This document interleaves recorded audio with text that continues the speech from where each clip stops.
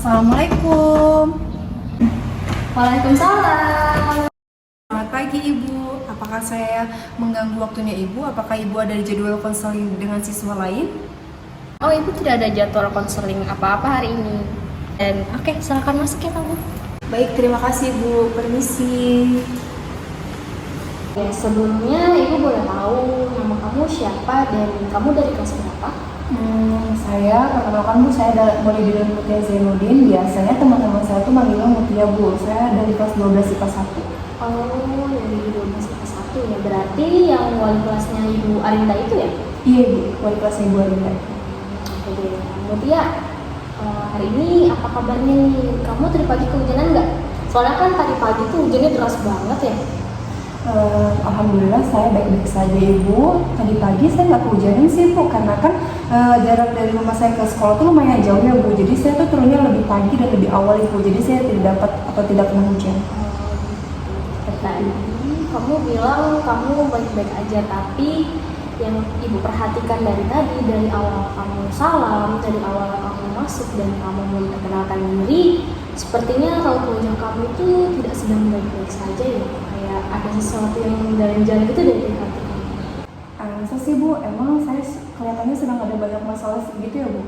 Iya, seperti ada sesuatu nih yang ingin apa ya, atau yang mengganjal deh di hati kamu, yang membuat kamu tuh seperti tidak tenang gitu. Ya Ibu, sebenarnya saya tuh sedang ada masalah dengan diri saya sendiri. Namun saya tuh bingung Bu, bagaimana cara saya ini untuk mengungkapkan atau mengutarakan permasalahan saya ini Bu, seperti itu. Di sini kan kamu bisa cerita nih sama ibu selaku guru BK di sini, dan sebagai seorang konselor di sini, kamu bisa menceritakan masalah kamu secara perlahan-lahan gitu ya. Iya Ibu, sebenarnya itu salah satu tujuan saya untuk kesini menemui Ibu. Tapi saya tuh takut Bu, apakah permasalahan saya ini bisa dijaga dengan baik atau dijaga dengan aman sama Ibu. Maksud saya Bu, saya tuh tidak ingin siapapun mengetahui permasalahan ini Bu. Kalau untuk masalah itu kamu tidak perlu khawatir, kamu tidak perlu takut. Soalnya di bimbingan konseling sendiri, di konseling hari ini juga ada yang namanya asas kerahasiaan. Jadi seluruh hal yang kita bicarakan di sini, cerita kamu, pembicaraan dan tentang masalah kamu akan Ibu jaga dengan baik. Identitas kamu juga akan dirahasiakan. Kalau misalnya memang harus diizinkan untuk disebarkan, Ibu juga pasti akan minta persetujuan dari kamu. Jadi kamu tidak perlu takut akan hal itu ya. Oh, seperti itu ya Ibu. Baik Ibu, terima kasih atas penjelasannya Ibu. Sebelumnya Ibu mau tanya dulu nih sama Mutia. Mutia sebelumnya pernah melakukan konseling? Belum pernah Ibu. Ini pertama kali saya melakukan proses konseling. Oke, jadi sebelum kita masuk proses konselingnya, Ibu memberikan sedikit pemahaman dulu ya. Jadi konseling itu merupakan pemberian bantuan oleh ahli ataupun oleh profesional. Nah, di dalam situasi ini yang ahli ataupun yang profesional itu adalah Ibu sebagai guru BK kamu atau sebagai konselor kamu, dan yaitu memberikan bantuan kepada konseli atau siswa seperti kamu yang sedang mengalami atau yang sedang mempunyai permasalahan. Nah, di dalam bimbingan konseling dan di dalam konseling ini sendiri ada 12 asas. Nah, salah satu asas yang penting tadi yang sudah Ibu jelaskan, yang tentang asas kerahasiaan itu. Nah, jadi di dalam konseling ini tuh kamu bisa meluapkan semua emosi kamu, semua perasaan kamu, semua yang kamu rasakan tanpa perlu kamu sembunyikan, tanpa perlu kamu tutup-tutupi. Jadi kamu bebas untuk menceritakan permasalahan kamu. Apakah kamu paham? Baik Ibu, saya mengerti. Jadi apa yang terjadi dengan Mutia sampai kamu terlihat tidak baik-baik saja? Jadi begini ceritanya Bu, saya kan sekarang tuh sudah berada di tingkat akhir SMA nih Bu. Dan pada saat pengumuman SNM kemarin, saya juga tidak lolos sih Bu. Kemudian Akibat saya tidak lolos tadi itu Bu, saya tuh merasa sangat ketakutan Bu. Dan ini pertama kali saya merasakan hal yang seperti ini. boleh tahu sebenarnya ketakutan yang kamu maksud itu seperti apa ya Mutia?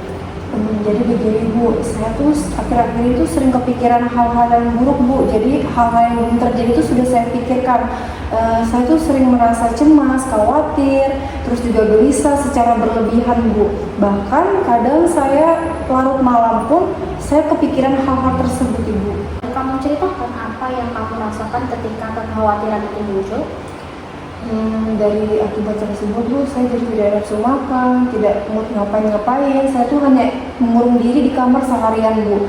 Saya juga tidak ingin bertemu dengan orang tua saya, keluarga saya, dan lain-lainnya Bu. Karena ketika saya bertemu dengan mereka, kadang pikiran buruk itu tuh suka terlintas di pikiran saya Bu, sehingga menghantui pikiran saya. Saya juga kadang merasa sering mual dan juga tidak memiliki energi untuk beraktivitas apapun Bu. Oh, seperti itu ya Bu ya. Kamu merasakan kekhawatiran yang bahkan tergolong sangat berlebihan ya. Jadi membuat kamu itu tidak bisa beraktivitas, bahkan kekhawatiran kamu itu menguasai kamu sendiri yang membuat kamu itu malah seharian tidak melakukan apa-apa ya. Iya, benar sekali Bu. Ibu sangat paham sekali kok sama keadaan kamu. Apalagi di dalam kondisi kamu sekarang yang merupakan anak kelas 12 nih, anak tingkat akhir di SMP. Pasti kamu tuh punya banyak kekhawatiran di dalam diri kamu, dari tekanan mungkin dari keluarga kamu atau dari lingkungan kamu yang memaksa kamu untuk bisa masuk di universitas yang kamu inginkan atau bahkan di universitas yang orang tua kamu inginkan. Ibu sangat paham sekali kok dengan kondisi dan perasaan kamu mungkin. Iya Ibu. Sebelumnya Ibu pengen tanya lagi, selain dari masalah itu tadi, apakah ada hal yang mengganjal di hati kamu atau yang masih ingin kamu ceritakan dengan Ibu? Sepertinya sih masih ada Bu. Belakangan itu saya tuh kehilangan minat belajar saya Bu untuk mengerjakan latihan soal SBMPTN itu Bu. Saya tuh seringkali mengabaikan materi pembelajaran yang ada di buku SBMPTN itu. Oh, jadi ketika kamu tidak mengerjakan soal-soal itu dan tidak memahami materinya ataupun belajar, apa yang kamu lakukan gitu ya? Saya lebih menghabiskan waktu untuk nonton film Bu, terus juga main game dan sama teman-teman nongkrong. Karena saya tuh merasa jenuh Bu, setiap hari belajar terus dan bahkan bertemu tiap soal-soal yang susah-susah tiap hari Bu. Berarti dengan kata lain kamu itu kehilangan motivasi belajar kamu yang membuat kamu itu tidak produktif dan tidak mengerjakan latihan soal itu. Padahal kan kamu harusnya tahu nih kalau misalnya itu adalah prioritas kamu sekarang sebagai sebagai anak SMA kelas 12 yang harusnya mempersiapkan diri untuk SBMPTN nanti. Ya benar Ibu, saya tahu bahwa itu merupakan prioritas saya sekarang. Dari kekhawatiran yang sangat berlebihan tersebut Bu dan hilangnya motivasi belajar saya, apakah yang harus saya lakukan untuk mengatasi keadaan yang sangat menyiksa kayak ini Bu? Karena kita sekarang berada di posisi di mana kamu ini meminta saran ya kepada Ibu akan memberikan kamu beberapa opsi untuk solusi atas permasalahan kamu.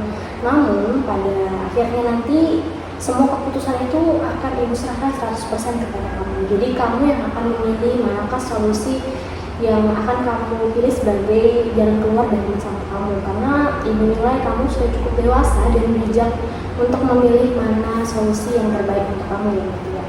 Baik Ibu. Oke, jadi untuk yang pertama, masalah kekhawatiran berlebihan yang kamu rasakan yang kadang-kadang itu sampai menghantui kamu atau bahkan menguasai diri kamu sendiri.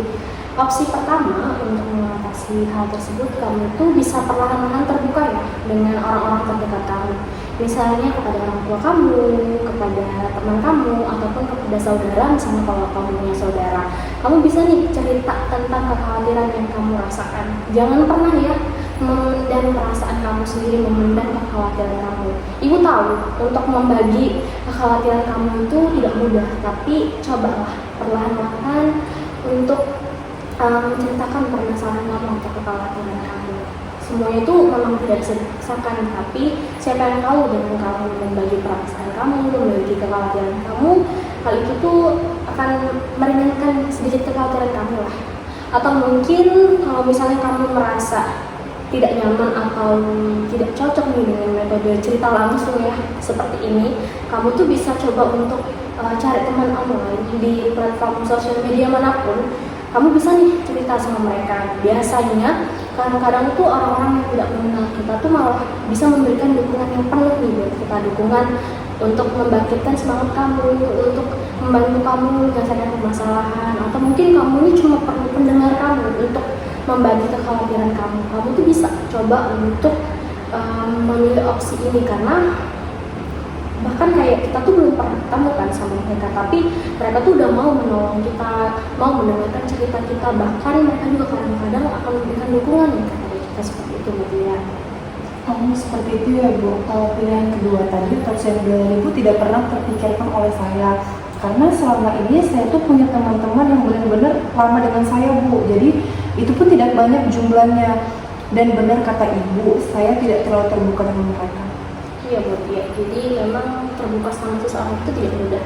Tidak semua orang itu bisa terbuka sama orang lain, bisa membagikan masalahnya, itu tidak semua orang bisa. Tapi alangkah lebih baiknya memang setidaknya kita tuh cerita deh satu orang bersama satu orang. Jadi kamu tuh nggak memendam semua permasalahan kamu sendiri, semua kekhawatiran kamu seperti yang kamu lakukan sekarang sama ibu.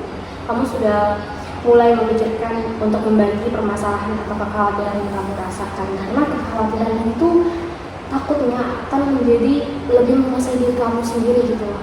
Jadi malah kekhawatiran ini malah yang menguasai diri kamu 100%. Kamu sudah tidak bisa, bukan kamu yang menguasai kekhawatiran ini, tapi kekhawatiran ini yang menguasai kamu, seperti itu gitu.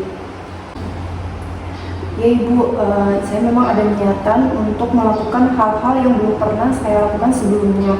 Saya rasa itu bukanlah ide yang buruk, dan siapa tahu hal itu bisa menjadi salah satu alternatif untuk menghilang kekhawatiran saya tadi Bu, secara berlebihan itu. Iya benar sekali ya. Dan untuk permasalahan kamu yang kedua nih, yang kamu kehilangan motivasi belajar kamu, mungkin cara atau opsi yang paling gampang, yang paling terdekat kamu dulu ya, kamu buat kayak kelompok belajar gitu. Kamu bisa nih ngajak teman-teman kamu gitu kan, yang mungkin pengetahuannya itu lebih tinggi atau lebih luas dari kamu gitu kan. Misalnya dia menguasai banyak latihan-latihan soal, mungkin kalau kamu kurang nih bagian matematika, kamu bisa minta tolong nih ajarin sama mereka. Nah ketika kamu melihat mereka ini berusaha mati-matian untuk memahami suatu materi, bukan tidak mungkin bakal mendorong kamu tuh untuk melakukan hal yang mereka lakukan juga. Jadi akan muncul rasa ingin seperti mereka juga, ingin mengerti dan paham seperti mereka juga. Dan ataupun kalau misalnya kamu merasa kesulitan untuk mencari teman belajar yang secara langsung seperti ini, kamu bisa nih cari di internet atau di platform media sosial. Ibu tuh pernah lihat di dalam satu platform di Twitter gitu, jadi dia membuat suatu akun namanya Study Twitter. Jadi di dalam akun itu tuh dia punya banyak teman yang kayak kita bisa bilang dia tuh teman seperjuangan, karena mereka tuh sama-sama siswa yang sedang meraih mimpinya untuk bisa masuk di universitas dan di jurusan yang mereka mau. Jadi di dalam akun itu kamu bisa punya banyak teman nih dari mana saja, dari seluruh Indonesia. Bahkan kamu bisa berbagi informasi tentang latihan soal, kamu bisa kayak belajar bareng gitu secara online, atau bahkan kayak memberikan dukungan nih buat kamu gitu, nah biar bisa semangat terus. Karena kan kita tuh pasti perlu seseorang ya untuk memberikan kita semangat gitu kan. Kalau misalnya diri kita tuh tidak mampu untuk memberikan kita sendiri tuh semangat gitu kan ya. Wah, itu merupakan saran pertama kali yang saya dengarkan seperti platform yang Ibu berikan kepada saya. Kedengaran itu sangat menarik Bu. Saya jadi bisa membayangkan punya teman belajar dari berbagai sekolah maupun berbagai daerah. Nah, walaupun mungkin saya akan mencoba kedua saran yang Ibu berikan tadi kepada saya, baru nanti saya pilih yang mana yang efektif untuk saya jalankan ke depannya, seperti itu. Iya Mutia, awalnya tuh ibu juga nggak percaya kalau platform itu benar-benar worth it gitu loh, karena kan kita melihatnya media sosial emang bisa nih menjadi tempat kita belajar atau untuk sarana edukasi yang benar-benar memberikan kamu contoh yang real gitu. Ternyata hal ini tuh atau platform ini tuh kayak akun Twitter yang memang dikhususkan untuk study Twitter ini, dia adalah salah satu alternatif termanis nih buat orang-orang yang mungkin kesulitan mencari teman belajar secara offline gini kan, karena kan nggak semua orang bisa bersosialisasi dengan baik. Nah, jadi alternatif yang untuk membuat studi Twitter kayak gini itu adalah salah satu alternatif mereka buat bisa tetap tidak ketinggalan dengan teman-temannya walaupun tidak ketemu langsung gitu ya. Iya Ibu, terima kasih atas nasihat yang Ibu berikan kepada saya. Saya jadi punya semangat untuk dapat mengatasi permasalahan yang sedang saya alami sekarang dan memilih mana opsi yang terbaik untuk saya lakukan ke depannya untuk lebih baik lagi. Sama-sama Bu ya. Ibu juga pengen bilang kalau misalnya kamu tuh udah sangat hebat banget untuk memilih bercerita dengan ibu sekarang, untuk lebih memahami kondisi kamu, memahami perasaan kamu. Ibu cuma pengen bilang kalau misalnya nggak semuanya tuh harus selesai hari ini ya. Jadi kamu tuh nggak perlu harus sama dengan orang lain. Maksudnya kalau misalnya orang lain sudah sampai di titik ini, kamu juga nggak perlu sampai di titik itu. Kamu cuma cukup perlahan-lahan saja, jangan sampai mengorbankan kesehatan kamu, jangan sampai kekhawatiran kamu itu kembali menguasai kamu. Jadi kamu harus bisa mengontrol kekhawatiran yang kamu rasakan. Dan ibu juga pengen bilang kalau misalnya kalau kamu sedang lelah atau kamu sedang capek dengan segala keadaan, kamu boleh istirahat dulu gitu. Tapi jangan sampai menyerah dengan keadaan dan menyerah sama prioritas yang sedang kamu perjuangkan sekarang. Kamu hebat banget Mutia, good job Mutia. Terima kasih banyak Ibu. Pertemuan saya dengan Ibu hari ini merupakan keputusan terbaik saya untuk melakukan konseling pada kita hari ini. Seperti itu. Jadi dari proses konseling kali ini, dari solusi yang Ibu berikan tadi, kamu bisa memilih mana yang paling efektif buat kamu, mana yang paling bisa works lah di kamu ya. Dan dari kekhawatiran yang berlebihan tadi, dari motivasi belajar kamu yang kurang atau yang turun tadi, itu sebenarnya berasal dari inisiatif diri kamu sendiri. Kalau misalnya kamu punya inisiatif untuk terkeluar dari masalah tadi, untuk lepas dari permasalahan kamu tadi, seperti yang sedang kamu lakukan sekarang, ini kan merupakan inisiatif dari diri kamu sendiri ya, untuk terlepas dari semua permasalahan kamu. Yang intinya adalah tetap istiqomah dengan pilihan dari solusi kamu tadi, seperti itu nanti ya. Baik Ibu, semua nasihat dan masukan yang Ibu berikan kepada saya akan pertimbangkan lagi ke depannya dengan matang. Dan sekali lagi saya ucapkan terima kasih kepada Ibu karena Ibu sudah meluangkan waktunya dan mendengarkan cerita saya tanpa menghakimi saya sama sekali, dan juga memberikan saya nasihat dari sudut pandang yang baru. Saya izin keluar ya Ibu. Assalamualaikum. Waalaikumsalam, sama-sama ya Mutia. Baik Ibu, permisi.